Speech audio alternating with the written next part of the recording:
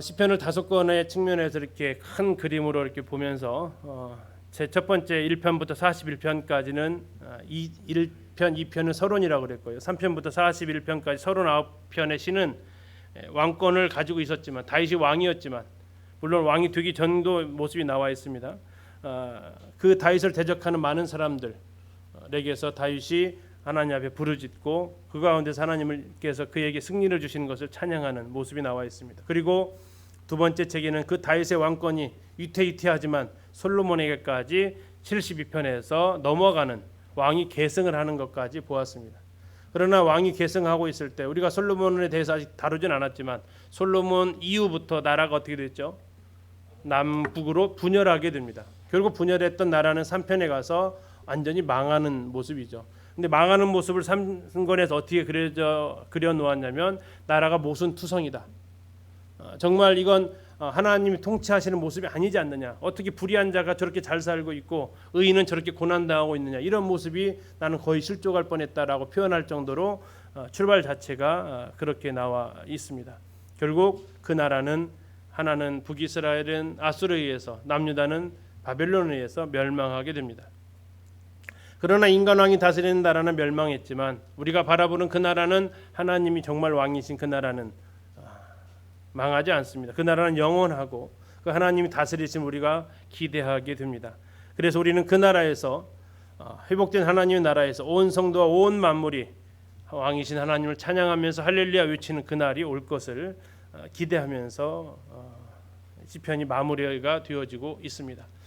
그래서 시편 150편 제일 마지막 끝나는 단어가 뭐예요?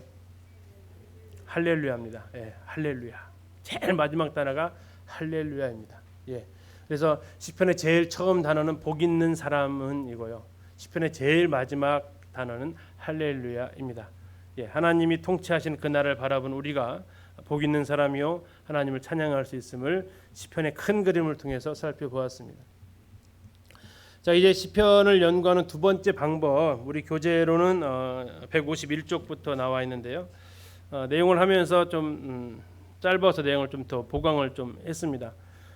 시편 연구하는 방법이 한 편 한 편을 연구하는 방법이 있고 또 하나는 각 주제별로 이렇게 연구하는 방법이 있고 또 하나가 아까 보셨던 대로 큰 그림에서 연구한다고 했는데 이번에는 이제 그 흔히 말하는 장르별로 카테고리별로 이렇게 살펴보는 부분이 되겠습니다. 그래서 내용이 빠진 부분들이 꽤 있습니다. 참고해 주시고요. 그 부분들은 다시 그 단톡방에다 올려드리도록 하겠습니다. 자, 먼저 시편을 읽을 때 던져야 할 세 가지 질문이 있습니다. 이 내용 없습니다. 시편을 읽을 때 던져야 될 세 가지 질문이 있는데요. 첫 번째는 뭘 던져야 되냐면 지금 시인의 삶에서 무슨 일이 벌어지고 있는가, 시인은 왜 시를 쓰게 되었는가 하는 것입니다. 시인이 지금 너무 힘들어서 시를 쓴 것인지 아니면 시인은 너무 기쁘고 감사해서 시를 쓰고 있는 것인지, 시인은 지금 너무나도 불안하고 불평이 있고 그 마음에 기쁨이 없어서 쓰고 있는 건지, 아니면 시인은 너무나도 큰 확신 가운데 이것을 쓰고 있는지, 지금 시인이 어떠한 상황에서 이 시를 썼느냐라는 것을 살펴보는 겁니다.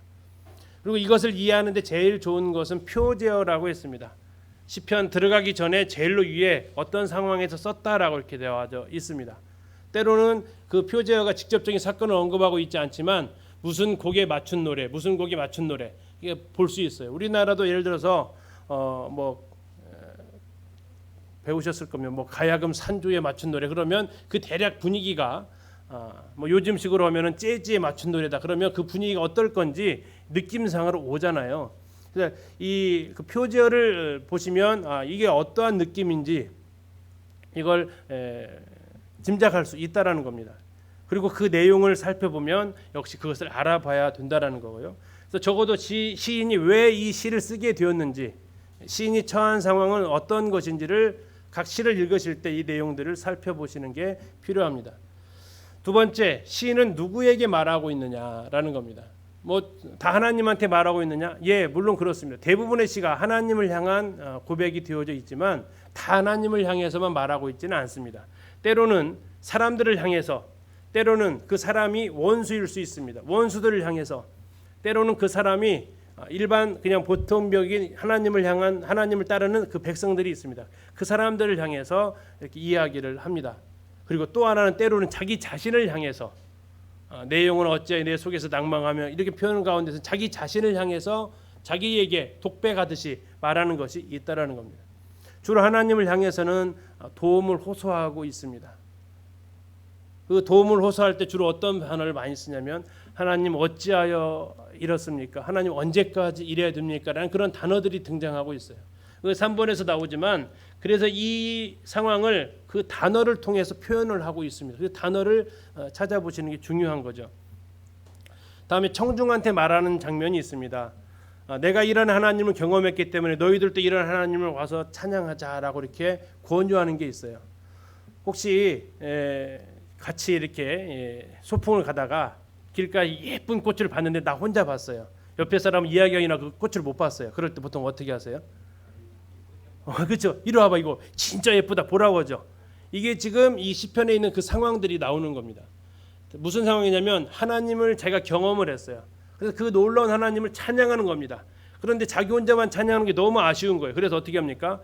사람들을 이스라엘아 와서 찬양해라.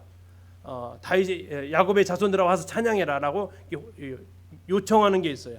초청하는 부분이 있습니다. 그런 부분들이 있어요. 때로는 원수들을 향해서 그만 좀 나 좀 괴롭혀라 라고 원수들을 향해서 말하는 듣는 대상이 그런 대상들도 있어요. 그것을 구분해서 역시 들을 필요가 있고요. 다음에 개인의 고백도 힘들다고 탄식하는 게 있습니다. 또 나 자신에게 스스로 너무 낙담하지 말라고 이렇게 해주는 그런 위로의 메시지도 있습니다. 자, 그런 것들을 좀 찾아보면서 과연 이 상황은 누가 누구에게 말하고 있는 거냐 찾아보면 본문을 이해할 때 많은 도움이 됩니다.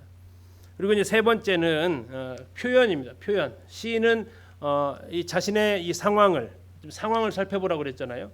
그리고 자신의 감정을 지금 뭘 하고 있는지 그 감정을 무엇을 표현하냐면 결국 시니까 글을 통해서 작품 속에서 그 단어 시어를 통해서 표현할 수밖에 없다라는 겁니다. 그런데 단순히 그 시어를 가지고도 표현하지만 뭐 시에서 배우신 적이 있을 겁니다. 학교 다니실 때 생각하시면 표현법이라는 게 있어요. 표현법. 근데 히브리 시적이 히브리 우리나라 시하고 좀 다른 게 있습니다. 우리나라 시의 대표적인 특징이 뭐냐면 음보율이라는 게 있어요. 우리나라 음보라는 게 있습니다. 그 소리가 걸음이 있다라는 이런 특징들이 있는데 시는 그 히브리 시는 그런 음보율은 없고 히브리 시의 대표적인 표현 방법은 대꾸 또는 평행 같은 말인데 이런 표현법이 있어요. 이따 한번 볼 겁니다. 자, 이런 것들을 찾아보시는 겁니다. 자, 그러면서 도대체 지금 어떠한 표현을 지금 하고 싶은 건지 그리고 어찌하여 어느 때까지 꽤 자주 나옵니다. 탄원시 같은 경우 이제 이런 것도 찾아보고 또 안 나오는 단어가 가끔씩 있어요. 스월이라는 단어 같은 거 이것은 거의 지금 이 시인이 거의 죽을 지경이라는 얘기예요. 그런 단어를 찾아본다거나 또는 반복적으로 나오는 단어들이 있어요. 119편 같은 경우에는 하나님의 말씀을 여러 가지 단어로 표현하고 있어요. 그런 것들을 찾아보는 거나 해서 시인의 그 마음을 읽어볼 수 있는 겁니다. 다시 정리하면 첫째, 시인이 지금 어떠한 상황에서 이 시를 썼는지, 두 번째, 이 시를 주로 누구를 향해서 이 시를 썼는지, 그리고 그것을 어떠한 단어, 어떠한 표현법을 가지고 표현했는지를 살펴보는 것이 우리가 시편을 읽을 때 조금 더 깊게 들어갈 수 있는 겁니다. 깊게 들어간다는 게 뭐냐면 시편을 쓴 그 시인의 감정이입이 되어지는 상황이죠. 이게 아까 말씀하셨던 대로 모세의 시 같은 경우에는 우리하고 한 3,500년 전 사람이 지은 시예요. 그 시대 사람하고 나하고 교감할 수 있다라는 겁니다. 아무리 가까운 시도 한 2,500년 된 사람의 시예요. 이게 나랑 지금도 소통할 수 있다라는 것은 그리고 조금 더 소통이 잘 된다라는 것은 그 사람의 배경을 알고 그것을 나랑 맞춰볼 수 있다라는 겁니다. 자, 뭐 이제 첫 번째 시가 이제 찬양시입니다. 찬양시. 대표적으로 이 시하면 이게 떠오르죠. 하나님을 찬양하기 위한 노래라는 겁니다. 자, 찬양시의 대표적인 특징은 잘 돼가고 있다라는 겁니다. 아주 뭐 불편한 점이 전혀 없고 고통도 없고 아주 모든 게 감사하다라는 모든 게 원만하게 잘 되어가고 있는 상황 가운데 지은 시입니다. 뭐 찬양 자체가 우리가 그렇게 보통 그 상황이잖아요. 특별히 이제 이 찬양시는 하나님의 성품하고 연결되어져 있습니다. 그 선하신 하나님이 통치하시기 때문에 그 선하신 하나님을 찬양하고 높여드리는 겁니다. 하나님의 선하심과 신실하심에 대해서 우리가 그분의 통치 가운데 사는 것이 얼마나 기쁜 것인지에 대한 확신을 하나님 앞에 올려드리는 겁니다. 하나님께서 행하신 일을 높이면서 그리고 사람들을 향해서 이분들은 주로 초청을 합니다. 그리고 이 노래는 주로 예배를 부를 때 다 같이 부르자라고 초청하는 그런 특징을 가지고 있습니다. 찬양시 자체가. 자, 그러면 이 시편에 나와 있는 찬양시는 무엇을 찬양하느냐? 특별히 두 가지를 크게 찬양합니다. 하나님을 찬양하는 데 있어서 이건 구약 모세의 율법에서부터 지속적으로 나오는 두 가지의 모습인데요. 한번 배운 거 복습해 볼까요? 십계명 중에서 출애굽기에 나와 있는 십계명하고 신명기에 나오는 십계명 중에서 이게 안식일 계명의 조건이 좀 다르다고 했었습니다. 출애굽기에서는 왜 안식일을 지켜야 된다고 얘기했죠? 무엇을 기억하라고 그랬어요? 창조를 기억하라고 했습니다. 창조. 하나님께서 창조한 날 그것을 기억하라고 그랬어요. 근데 신명기에서는 플러스 하나 더 추가가 됐다고 했습니다. 뭘 더 기억하라고 그랬어요? 출애굽한 상황. 종되었던 곳에서 너희를 건져내신 거 그걸 통해서 이 안식일을 기억하면서 하나님 앞에 찬양하라는 얘기입니다. 안식일을 지키라는 거였어요. 신명기에 안식일을 지켜야 되는 이유가 두 가지가 나와 있어요. 출애굽기는 한 가지인데, 자 그것처럼 이 찬양시 대표적인 것이 그 두 가지라고요. 첫 번째는 하나님께서 창조주 하나님이라는 얘기입니다. 왕이시라는 거죠. 두 번째는 그 하나님이 우리를 구원하셨다라는 얘기입니다. 구원하신 것의 대표적인 사건은 출애굽 사건입니다. 이 구약에서 특히 하나님을 높이고 있는 대표적인 사건은 두 가지입니다. 창조와 구속입니다. 첫 번째 창조하신 하나님에 대해서 그분의 위대하심과 그분의 선하심 이것을 찬양하는 시가 창조와 관련되어져 있는 찬양 시가 있고요.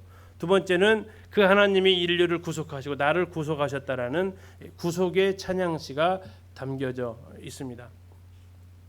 그래서 이것은 이 사건을 할 때마다 이 시편에서 자주 반복되어지는 사건 중에 하나가 출애굽 사건입니다. 출애굽 사건이 시편에 상당히 많이 나와 있습니다. 그러면서 우리를 구속하신 하나님을 찬양하는 거죠. 그래서 과거에 놀라운 하나님께서 이스라엘 백성에게 베푸셨던 것처럼 우리를 향한 그 하나님의 신실하심을 여전히 찬양하는. 그래서 찬양시 대표적인 두 가지가 창조하셨던 것, 다음에 구속하셨던 것을 하고 있습니다. 이 창조 찬양시의 대표적인 구성은 하나님을 향해서 찬양하자고 부르는 겁니다. 야, 우리 같이 찬양하자. 하나님 앞에 찬양하자 하고 얘기합니다. 그리고 왜 찬양해야 될지에 대해서 그 이유를 얘기합니다. 때로는 그것이 창조가 되고요. 때로는 그것이 구속이 되기도 합니다. 그리고 때로는 그 하나님의 성품들이 됩니다. 그리고 왕이시기 때문에 찬양해야 된다. 이런 것들이 있습니다. 그리고 마지막은 또다시 찬양하자고 또 요청을 합니다. 목적은 찬양하는 겁니다. 대표적인 작품 나와 있는데 그 찬양시의 특징 다시 정리하면 찬양으로 시작해서 찬양으로 끝납니다. 찬양 부르자라고 시작해서 찬양 부르자라고 끝납니다. 아까 말씀드렸듯이 길을 걷다가 아름다운 장면을 봤을 때 이거 못 봤어? 이거 정말 예뻐. 말해주고자 하는 그 자체가 찬양의 행위라는 것입니다. 그리고 찬양시 본론에는 아까 말씀드린 대로 왜 찬양해야 되는지 시편 117편 보면은 우리 성경에는 왜냐하면이라는 단어가 안 나와 있어요. 그런데 그 다른 번역본에 들어가 있단 말이에요. 다시 하면 그의 인자하심과 그의 신실하심에 대해서 찬양해야 된다라고 이렇게 얘기를 하는 거예요. 왜 찬양하냐 이런 것이 본론 안에 들어가 있습니다. 이 복잡하니까 그냥 간단하게 제보할게요. 구성이 그렇습니다. 다시 한번 볼게요. 찬양으로 초청합니다. 찬양하자고 해요. 어떻게 찬양하자? 할렐루야. 할렐루야 뜻이 뭡니까?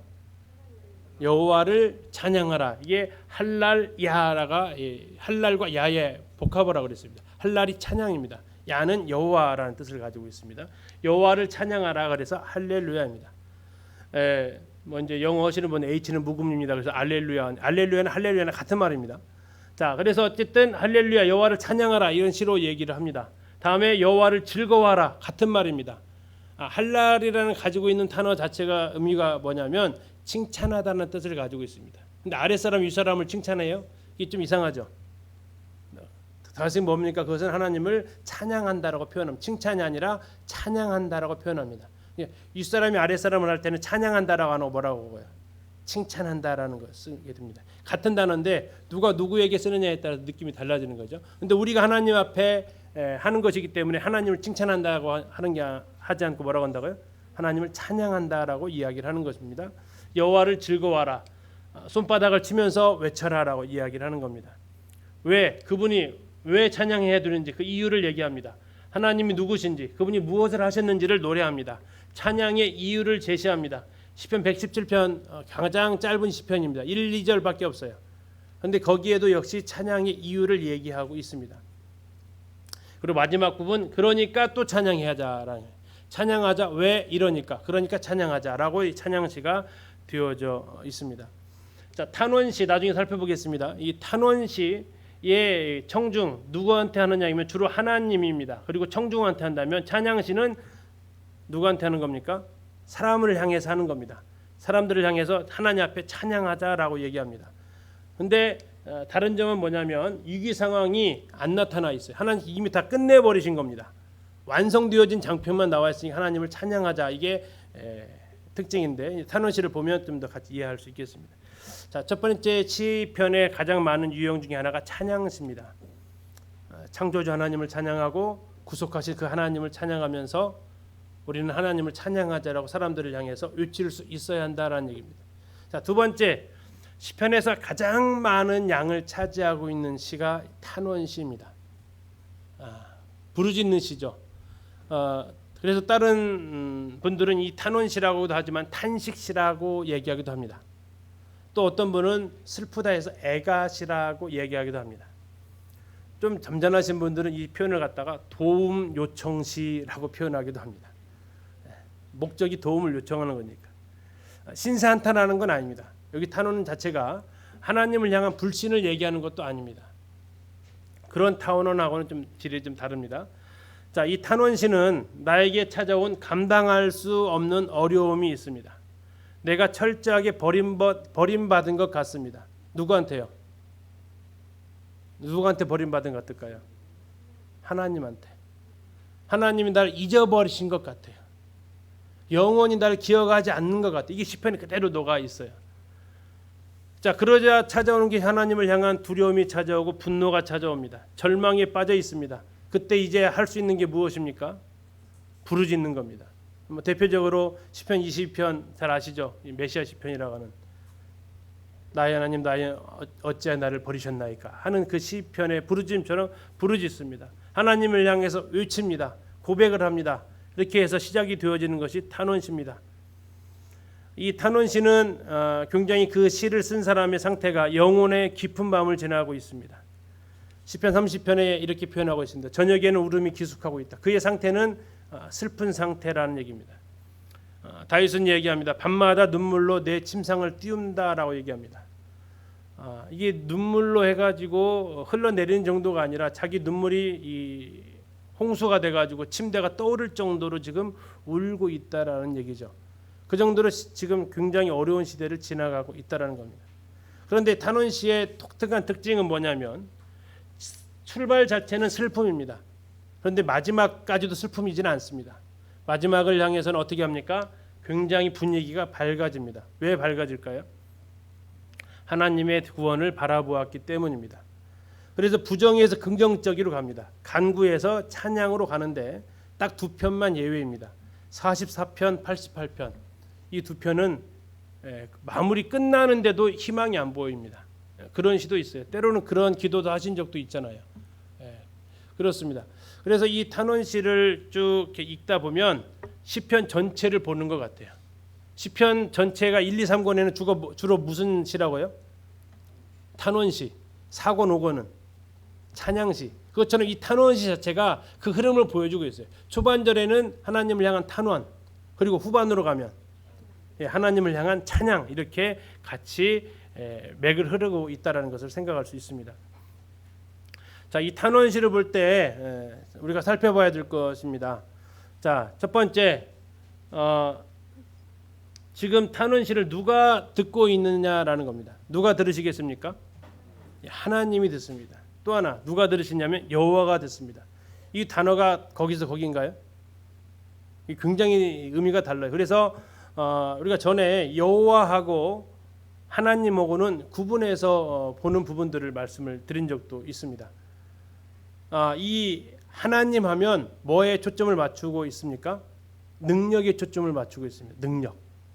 여호와 하면요, 관계에 초점을 맞추고 있어요. 관계.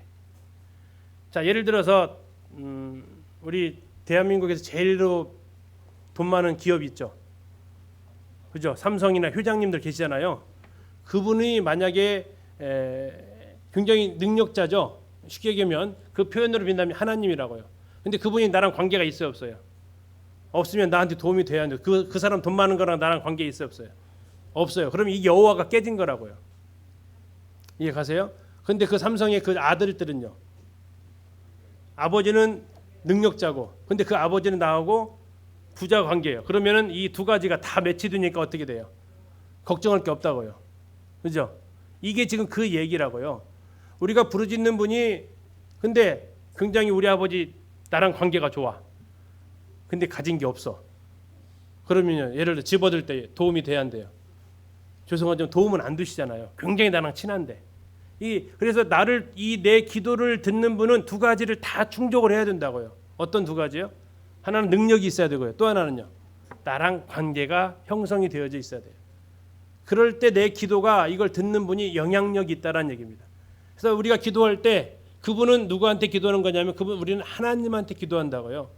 어떤 분이시기에 전능하시고 초월적이시고 우리보다 훨씬 높은 우주적인 창조주 하나님이시라고요. 자, 그래서 아까 찬양시의 그 특징 중에 하나가 창조주 하나님을 높인다 그랬잖아요. 예, 그분의 능력자라는 얘기예요. 그런데 그 능력자가 나랑 관계 없으면요, 아무 소용 없어요. 근데 그 능력자가 나의 이름을 안다, 나를 안다, 그리고 나하고 아주 친하다. 그러면 상황이 바뀌는 겁니다. 그래서 하나님이 어떤 상황이라고요? 여호와가 되셨다는 얘기예요. 그 하나님이 아까 찬양의 대표적인 두 가지가 있었어요. 뭐와 뭐요? 창조주 하나님하고 구속주 하나님이에요. 그 창조주 하나님이 나에게 구속주가 되어야만 영향력을 발하는 거죠. 이해 가시죠? 그래서 이 내 기도를 듣는 분 이 두 가지 요소를 충족을 해야 되는데 전능해야 되고 나랑 그 관계가 있어야 된다. 그리고 시편 기자는 그 하나님을 향해서 부르짖는 거예요. 그래서 시편을 기도를 읽으실 때 하나님, 여호와, 이 주라는 단어가 있습니다. 주라는 단어는 더 로드라고 되어져 있는데 여기에요. 1번이에요, 2번이에요. 2번이라는 거예요. 주라는 단어는 나랑 관계성이라는 게, 주인이라는 것 자체가 관계적인 단어잖아요. 그죠? 그래서 우리가 이 하나님을 향해서 이 두 가지가 시편에 녹아들어 있는데 그냥 아무 생각 없이 하나님, 여호와, 주 이렇게 읽지 마시고 이 탄원시가 나올 때 지금 어떠한 상황 가운데 누구한테 하고 있는지, 이것만 나와도 안 되고 이것만 나와도 안 된다고요. 근데 어느 뒤에서는 이게 하나님이 강조되고 있고 어디 부분에서는 로드, 여호와, 주 이게 강조되어지고 있다. 창세기 1장에서의 하나님은 1번, 2번이요? 1번입니다. 인간을 지으신 하나님은 1번이 2번이요. 창세기 2장 7절 뭐라고 나와 있어요? 흙으로 사람을 지으신 분이 누구로 나와 있어요? 여호와 하나님으로 나와 있습니다. 여호와로 나와 있어요. 자, 이게 우리에게 굉장히 중요한 두 가지 포인트라는 겁니다. 시편 우리에게 전능하신 하나님이 우리와 언제나 함께 하시는 여호와 하나님으로 찬양하고 있다는 겁니다. 그래서 우리의 인사말이 임마누엘입니다. 임마누엘. 하나님 우리와 함께 하시는데, 자, 하나님까지입니다. 함께 뭐예요? 로드입니다. 이게 우리에게 큰 은혜가 되는 겁니다. 두 번째, 이 시편의 이 탄원시를 쓴 기자는 왜 고통을 겪어야 하는지 거기에 대해서 하나님 앞에 부르짖고 있는데요. 아까 말씀드렸습니다. 이게 그냥 부르짖는 것이 단순한 여기 있는 반역적인 하나님을 향한 반감을 표시하는 부르짖음이 아닙니다. 그 부르짖음은 어떤 부르짖음이냐면 이 반감을 가지고 부르짖었으면 마지막에 할렐루야가 나올 수가 없습니다. 이 부르짖음은 지금 내가 겪고 있는 상황이 너무 힘들다라는 탄식입니다. 근데 이 탄식은 주로 어떤 상황 가운데서 하냐면, 첫째는 다른 사람을 향해서 합니다. 나를 괴롭히는 사람들 향해서 탄식할 수 있죠. 두 번째는요, 자기 자신에게 이야기를 합니다. 자기 자신에게. 시편 5편 1절은 이렇게 이야기합니다. 여호와의 나의 말에 귀를 기울여서 나의 심장을 헤아려 주소서. 나의 왕 나의 하나님이 오면서 자기 자신에게 얘기를 합니다. 나의 이 속마음을 좀 헤아려 달라고 얘기를 합니다. 세 번째는 하나님을 향해서 얘기합니다. 하나님을 향해서. 탄식 자체가 아마 해보셨을 거요. 힘드실 때 때로는 누구한테 해요? 성도들 불러다 놓고 나 힘들다고 얘기하잖아요. 전화도 하고 만나서도 하고, 그죠? 이게 이제 대적일 때도 있지만 동료일 때도 있어요. 또는 또 누구한테 해요? 나 자신에게도 혼자 푸념도 해보기도 합니다. 그 다음에 때로는요 하나님한테 부르짖기도 합니다. 시편 기자도 동일하게 이러한 모습을 보여주고 있다라는 겁니다. 그리고 그 탄원시를 통해서 자기에 관한 모든 생각과 감정을 표현합니다. 이게 자기에 관한 것이든 다른 사람이나 하나님에 관한 것이든 이게 약간 좀 심해지면 나중에 보겠지만 저주시로 나갑니다. 상대방을 향해서 이게 좀 과격한 말을 할 때가 있어요. 자, 그것은 이제 뒤에서 좀 더 보고요. 그리고 이제 살펴봤더니 하나님 앞에서 봤더니 뭐가 보이냐면 죄가 보여요. 아, 내가 죄 때문에 지금 고난 받는구나 하게 되면 뭐 해야 돼요? 회개해야 돼요. 근데 암만 찾아봐도 내가 잘못한 게 없어요. 그런데도 있어요, 없어요? 내가 힘들 때 있어요. 잘못해서만 힘든 거 아니잖아요. 뭔가를 깨닫게 해줄 때가 있어요. 그럴 땐 하나님한테 이제 뭐 하는 겁니까? 항변하는 겁니다. 하나님 언제까지 나 이렇게 힘들게 살아야 됩니까? 내가 아무리 찾아봐도 다 죄가 없는데요, 잘못한 거 없는데요 하면서 하나님 앞에 부르짖기도 한다는 겁니다. 자, 그러면서 시편의 기자는 이제 어떻게 해야 됩니까라고 부르짖습니다. 그럼 하나님 거기에 대해서 답을 주시는 거죠. 굉장히 구체적으로 얘기합니다. 살펴봤더니 내가 죄 때문에 힘들구나. 그러면 용서를 구합니다. 하나님, 나에게 질병이 있으면 고쳐달라고 합니다. 하나님, 내가 억울합니다. 그러면 하나님께서 좀 판단 좀 해주십시오라고 얘기합니다.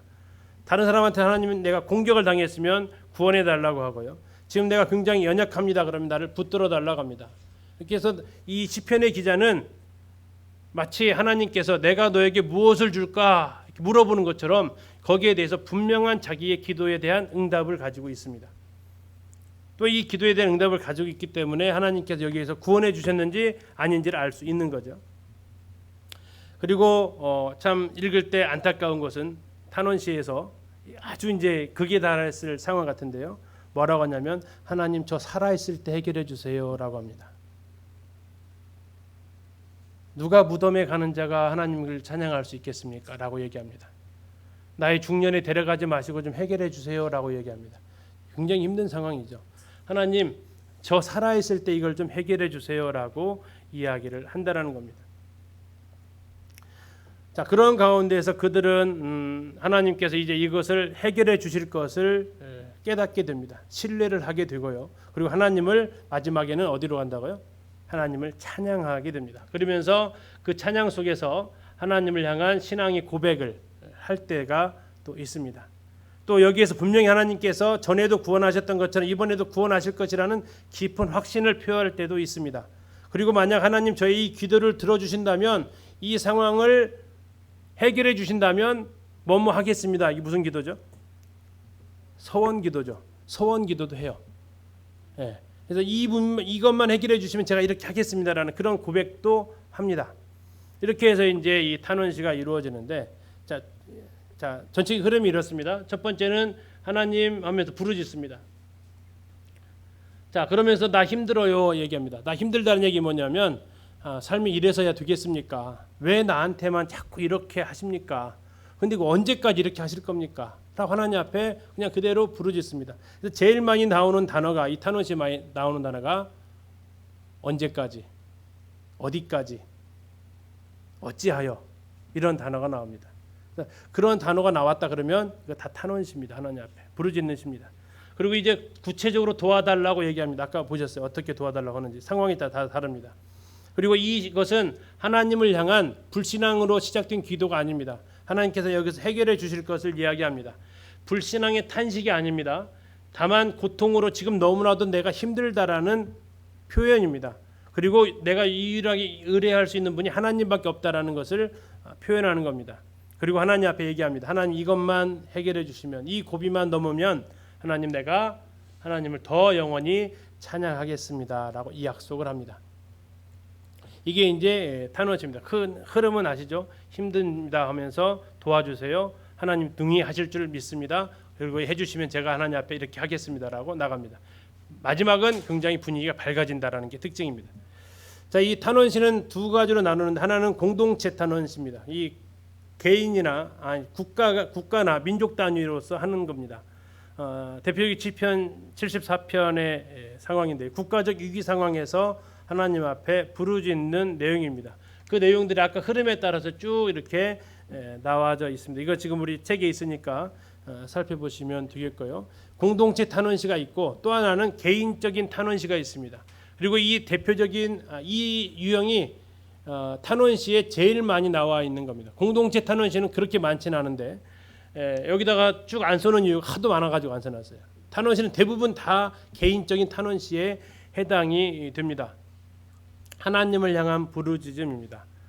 부당한 거에 대한 하나님 해결해 달라고 다윗이 많이 합니다. 어찌 나를 이렇게 못 잡아먹어서 정말 이런 사람들이 많습니까 하면서 하나님 앞에 탄원하는 겁니다. 그리고 하다 보면 또 내 앞에 죄로 인해서 하나님 앞에 탄원합니다. 이제 좀 용서해 달라고 하는 것도 있습니다. 고쳐 달라는 거 이런 것들 이야기가 있습니다. 자, 이제 지금 두 가지 왔습니다. 하나는 찬양시, 또 하나가 탄원시가 있다라는 것 같습니다.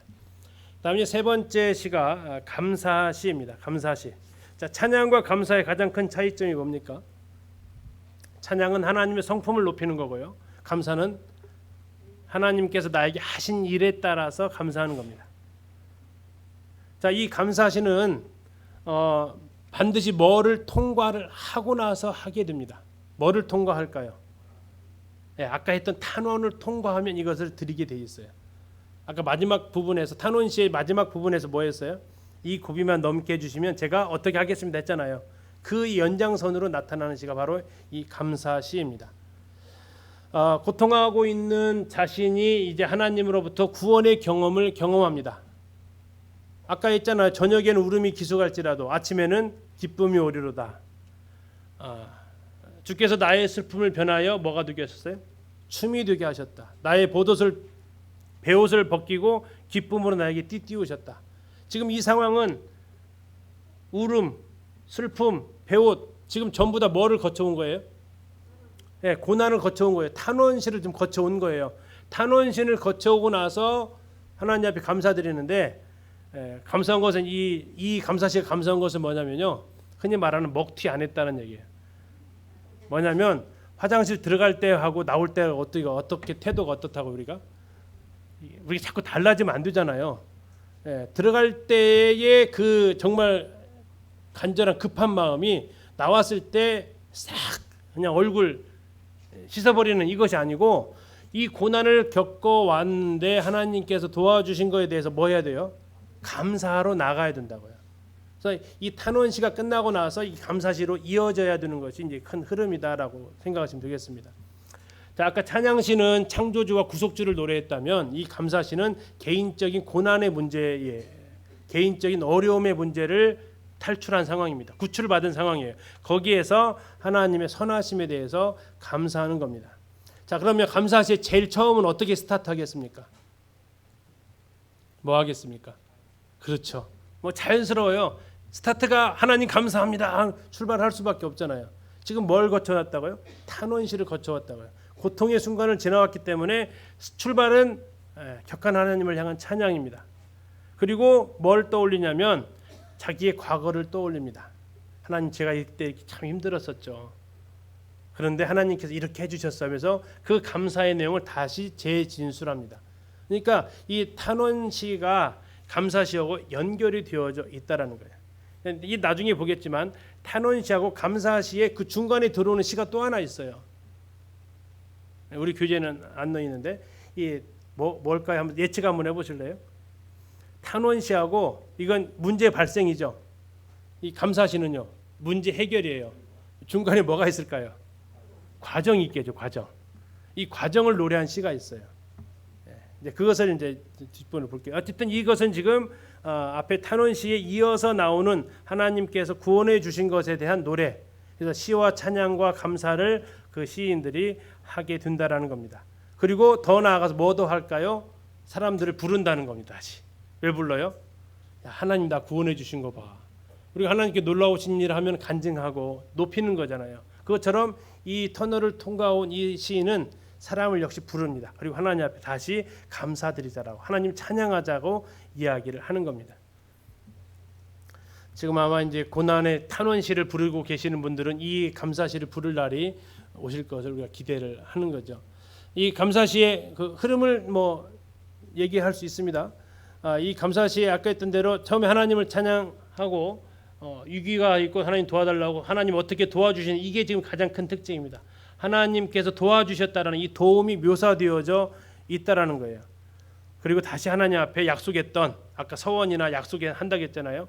보편적으로 탄원시할 때, 간절할 때 약속하시죠. 안 하시는 분들이 별로 없어요. 하나님 이것만 해결해 주시면 이거 하는 거 있어요. 먹튀하지 않으시면 돼요. 반드시 하시면 돼요. 이 감사시는 거기에 대한 하나님 앞에 표현을 하고 있다라는 겁니다. 이 감사시의 특징은 뭐냐? 내 탄원이 응답받았다라는 겁니다. 이 감사시는 반드시 앞에가 탄원시가 있었다라는 전제가 있는 겁니다. 시편 116편이 대표적인 감사시입니다. 하나님께서 내 기도를 들으셨기 때문에 내가 하나님을 사랑합니다라고 이야기를 합니다. 그러면서 어떻게 하나님께서 나를 해주셨는지 거기에 대한 고백을 쭉 하고 있습니다. 자, 여기까지가 이제 감사시가 되고요. 다음에 이제 우리 교재 153쪽에 보면 제왕시가 나와 있습니다. 제왕시. 제왕시의 제자가 무슨 제자일까요? 예, 황제할 때 제자입니다. 아니면 또 어떤 분들은 얘기하면 모두 제자의 제자라고도 얘기합니다. 근데 이제 아마 황제의 제왕 그것이 더 맞는 것 같은데요. 하나님의 왕되심입니다. 하나님의 왕되심에 대한 초점이 거기에 맞춰져 있습니다. 자, 이것은 아까 찬양시에서 두 가지 창조와 구속이 있다고 했는데요. 그것을 더 넘어서는 겁니다. 왕이 가지고 있는 권한이 뭐 있습니까? 심판권이 있잖아요. 그래서 심판권을 얘기합니다. 또 뭘 가지고 있냐면 통치권이 있습니다. 그렇죠? 통치권. 왕은 통치하잖아요. 그래서 통치권이 있습니다. 다음에 그분은 왕은 또 뭐 해야 됩니까? 백성들을 돌아보잖아요. 그런 돌보심이 있습니다. 이런 것들이 함께 모아져 있는 게 제왕시다라는 겁니다. 이 제왕시는 자기 백성의 질서와 풍성한 삶을 방해하는 이런 것들에 대해서 하나님께서 승리하시고 우리의 왕이 되셨다라는 것을 이야기를 하고 있습니다. 제왕시는 창조 세계에 대한 하나님의 주권적인 통치를 노래하는 시가 바로 이 제왕시인데, 아까 했던 대로 이 제왕이라는 제자가 왕 중에 왕이라는 의미를 가지고 있어서 그런 의미를 가지고 있고, 또 온 세상의 왕이다 했을 때는 모두 제자를 써서 그분이 모든 세상의 왕이시다라는 것들을 높이는 시입니다. 자, 시편에서 이 왕과 관련된, 이건 이제 우리 교재에 있습니다. 제왕시와 관련되어져 있어서 중요한 것은 세 가지 장면인데요. 첫 번째는 왕의 결혼식이 있습니다. 시편 45편에 나와 있는 왕의 결혼식. 그 다음에 왕과 관련된 두 번째는 왕 취임식이 있습니다. 대관식이라고 하죠. 왕의 취임식이 있고, 다음에 왕이 이제 군대의 대표로서 군사 지도자로서 출전할 때가 있습니다. 자, 왕의 출전이 있습니다. 이럴 때 이제 제발 이기고 돌아와 주십시오라고 이렇게 부르짖는 거죠. 요청하는 거죠. 그런 시들이 제왕시다. 하나님께서 다스려 주십시오라고. 자, 결혼하고 대관식 하는 것은, 왕은 결혼하고 했을 때 왕은 특징이 세습이 되잖아요. 대대로 우리를 통치해 달라는 그런 염원이 담겨져 있고요. 왕의 취임식이라는 것은 이제 왕의 그 능력으로 우리를 보호해 달라는 그런 노래가 있는 시들이기 때문에 이 전부 다가 제왕시로 들어가게 됩니다. 그다음 지혜시가 있습니다. 지혜시는 우리가 흔히 말하는 잠언에 더 잘 어울리는 시입니다. 시편 1편이 대표적인 지혜시인데요. 지혜라는 게 뭡니까? 잠언에서 지혜가 뭘 지혜라고 그러죠? 여호와를 경외하는 것. 그렇습니다. 이 지혜가 어떻게 하면 잘 살까라는 그것을 말하는 삶의 지혜가 아니고, 지혜의 근본, 하나님을 경외하라, 하나님 말씀을 순종해라, 하나님만 의지해라, 이런 내용들입니다. 하나님과 연결되어져 있는 지혜입니다. 생활의 지혜가 아니라 가장 지혜의 근본을 얘기하고 있는 겁니다. 어떻게 하면 인간이 참으로 행복할 수 있느냐라는 겁니다. 그것은 여호와의 말씀을 즐거워하여 주야로 묵상하는 것이다라고 이야기합니다. 그리고 오직 하나님만 의지하라고 합니다. 사람을 의지하는 게 지혜가 아닙니다. 하나님을 의지하는 게 지혜라고 얘기합니다. 하나님의 말씀을 의지하라고 얘기합니다. 하나님의 말씀을 신뢰하라고 얘기합니다. 그리고 하나님의 말씀을 신뢰한다면 삶으로 그것을 나타내라, 실천하라고 이야기를 합니다. 그래서 우리가 하나님의 말씀 아까 초반에도 했지만 복 있는 사람이 여호와의 말씀을 즐거워하여 주야를 묵상한다면 이게 정말 복이라고 한다면 우리는 어떻게 해야 된다고요? 말씀을 가까이 해야 된다고요. 말은 그게 복이라고 하면서 하나님 말씀을 가까이 안 하면요. 둘 중에 하나는 거짓말하는 거죠. 내가 못 믿는다거나 아니면 나는 그냥 복 없이 살겠다라는 거거나. 다 복 받고 싶어 하잖아요. 오죽하면 새해 인사가 다 복 아닙니까? 자, 그리고 지혜시는 삶에서 여러 가치관들을 얘기해 줍니다. 물질관, 또 죄를 지으면 어떻게 해야 되는지, 또 복잡한 이런 삶의 문제는 또 미래에는 어떻게 해야 되는지, 이런 삶의 여러 영역에서 하나님의 말씀이 답이 되어주고 있다는 겁니다. 자녀 양육에 대해서 전문가의 도움이 필요한 게 아니라 뭐가 있으면 충분하다고요? 말씀이면 충분하다라는 겁니다. 아멘이십니까? 근데 우리 생활 속에 그것은 성경은 따로 삶 따로 이렇게 가면은 이것은 내가 하나님 말씀을 온전히 신뢰하지 않는다라는 얘기입니다. 성경에는 이 모든 것들이 나와 있어요. 근데 이 모든 것들이 나와 있는데 왜 모를까요? 안 찾으니까 그래요. 안 찾으니까. 요즘 저희 아들들이 지금 시험 앞두고 공부를 하더라고요. 어제는 막 거의 날 새다시피 공부를 하는 모습을 보면서 한 가지 더 생각됐던 게 있어요. 저렇게 성경을 연구했으면 정말 성경을 잘할 텐데 하는 생각을 했어요. 전에 한번 얘기했죠. 우리 청년이 성경이 너무 어려워요. 그때 제가 뭐라 했다고요? 수능 하듯이 한번 해봤어? 그렇게 안 하거든요. 성경은 그렇게 안 해도 알아야 되는 책인 것처럼 생각을 해요. 안 그래요. 기말고사 준비하듯이 우리 학생들 한번 공부하면요, 성경 쉬워요. 안 어려워요. 하나님은 충분히 쉽게 써놨어요. 이 내용들 다 있다니까요. 그런데 우리는 성경도 안 읽고 연구도 안 하면서 없으니까 자꾸 다른 거에 자꾸 의지하는 거죠. 성경으로 충분하다. 성경으로 충분하다. 성경의 모든 인간관계, 또 돈에 대한 교훈, 사람의 대인관계 상담하는 거 다 들어 있습니다. 우리에게 필요한 것은 하나님 여기다가 다 넣어 놓으셨습니다. 우리가 찾지 않아서 그런 거죠. 모든 삶의 중요한 영역을 하나님의 교훈으로 우리는 도움을 얻을 수 있다라는 겁니다. 지혜시는 생명을 사모하고 장수하여 복받기를 원하는 사람이 누구뇨? 누굽니까? 나죠, 나. 아니십니까? 생명을 사모하고 장수해서 복받기 원하시죠? 거기 다 길이 어디에 있다고요? 이 하나님 말씀에 있다고. 그래서 이것이 지혜시라고 얘기하는 겁니다. 자, 이 지혜시에 여러 가지 기법들이 나와 있는데요. 흔히 이제 잠언이죠. 경구라고 하죠. 경구. 주옥 같은 말씀들 있잖아요. 그걸 담은 시가 있고요.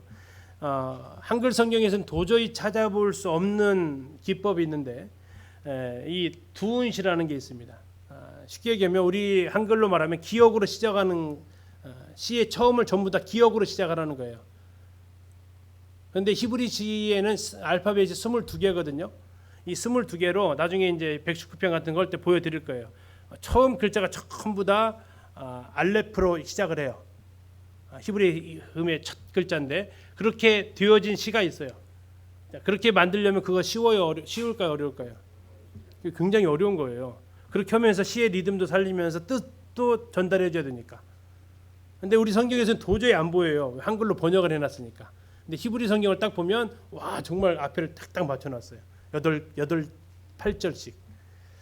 자, 그런 거 있고요. 다음에 이제 종합적으로 지혜를 주는 부분들도 있습니다. 자, 이제 이거 하고 좀 쉬겠습니다. 아까 이제 말씀드렸던 건데요. 뭐냐면 탄원시하고 무슨 시하고 감사시하고 중간에 들어오는 시가 있어요. 이것은 시작이고 탄원시는 다음에 감사시는 끝이라면 그 중간을 연결해 주는 과정인 뭐가 있어요? 그게 신뢰시예요. 하나님을 향한 절대적인 신뢰. 물론 탄원시에도 신뢰가 나타나 있어요. 그리고 감사시에도 거기에 대한 신뢰가 나타나 있는데 그걸 오롯이 다 등장하고 연결해 주는 고리 역할을 하는 거. 그래서 이제 별명이 이겁니다. 탄원시와 감사시의 중간에 있는 시. 탄원시는 굉장히 힘들고 감사시는 굉장히 기쁩니다. 근데 이 신뢰시는 어떨까 그럼요? 의지하고 내가 믿고 있다라는 것을 고백하는 거예요. 그래서 굉장히 양쪽에는 이 마치 표정으로 그리면 탄원시는 울상이고 감사시는 환하고, 그럼 이 중간에 있는 표정은요 담담한 거죠. 담담하지만 표정에 그 흔들리지 않는 굳건함이 보여지는, 그것이 이제 신뢰시라고 생각하시면 되겠습니다. 깊은 탄원시의 깊은 고뇌의 시기를 지나간 것 같아요. 근데 아직 지나가지는 않았어요. 근데 지나간 것처럼 표정이 보여요. 아무 걱정 없는 것처럼 보여요. 그 다음에 그리고 완전히 구원받은 것처럼 표현되어졌어요. 근데 아직 구원받은 것도 아니에요. 무슨 어떤 느낌인지 보세요. 문제가 완전히 해결된 것도 아니고요. 그런다고 문제 속에 막 갇혀 있는 것 같지도 않아요. 문제가 완전히 해결된 것 같지도 않아요. 그런데 그 과정 속에 있는 상황, 그것이 바로 이제 신뢰신데, 여기서 제일 중요한 것은 하나님을 향한 절대적 확신을 노래한다라는 것입니다. 그리고 고통에 함몰되어 있지 않습니다. 그리고 막 모든 것이 다 끝난 것처럼 기뻐가지고 막 찬양하고 있지도 않습니다. 다만 하나님을 향한 믿음을 표현하고 있습니다. 이 신뢰의 대표적인 시가 시편 23편인데요. 그 느낌이다라고 생각하시면 돼요. 시편 23편의 그 느낌. 시편 23편을 우리가 나중에 보겠지만 거기에는 푸른 초장도 있고요. 쉴만한 물가도 있어요. 이건 어디냐면요. 이쪽이에요. 감사시예요. 근데 그 뒤로 넘어가니까요. 무슨 상황도 있냐면 사망의 음침한 골짜기도 있고요. 원수의 목전도 있어요. 이건 어떤 거예요? 이건 탄원시 쪽이에요. 근데 그 과정을 그가 지나갈 수 있었던 것 뭐예요? 여호와는 나의 목자시다라는 신뢰예요. 하나님이 나의 목자기 때문에 이 사망의 음침한 골짜기에서 푸른 풀밭으로 옮겨갈 수 있을 거라는 신뢰. 이 시편 23편을 읽으실 때 막 기뻐서 가면 어쩔 줄 모르시겠어요? 그러지 않죠? 막 힘들어가지고 막 걱정스럽고 그러지도 않죠. 읽을 때 그냥 편안하고 좋죠. 그것처럼 이 주는 그 메시지가 바로 이 신뢰시가 가지고 있는 힘이에요. 다시 말하면 하나님께서 반드시 구원하실 것이라는 확신과 신뢰, 이게 흐름을 쭉 이어져 가고 있다라는 겁니다. 근데 왜 그렇게 신뢰할 수 있느냐? 하나님 그분을 아니까. 그분의 성품을 아니까. 나한테 괜히 이러실 분이 아니라는 걸 아니까. 그리고 하나님은 이걸 통해서 무엇인가 하나님의 뜻을 이루실 것을 기대하고 있으니까. 하나님의 성품에 대한 의지예요. 확신의 근거는 하나님의 성품에 기인하고 있어요.